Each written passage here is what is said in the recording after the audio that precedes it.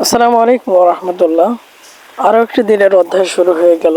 প্রত্যেকটা খামারিকে কিন্তু ঝড় বৃষ্টি যাই হোক না কেন, তাকে এই যে খামারের যে বিষয়গুলো আছে এটা প্রতিদিনই করতে হয়।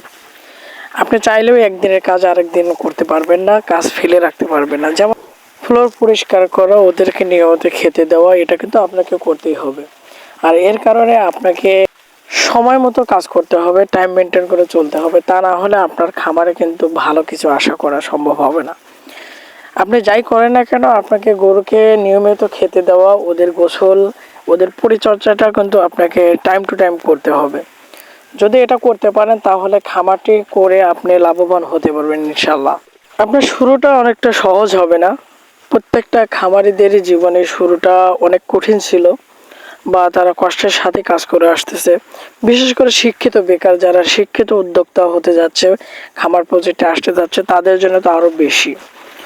লোকের কথা শুনতে হবে, লোকের কথা হজম করতে হবে, লোকের কথাকে ইগনোর করে শুধুমাত্র আপনার কাজ চালিয়ে যেতে হবে। মানুষের পিছু কথা এটা তো থেকেই যাবে ভাই। তাদের কথায় কান না দিয়ে আপনি শুধু আপনার লক্ষ্য স্থির করে এগিয়ে যান। কারোর সাথে তর্ক বিতর্ক নয়, যে যার মতন কাজ করতেছে করুক, আপনি শুধু আপনার কাজটা করে যান।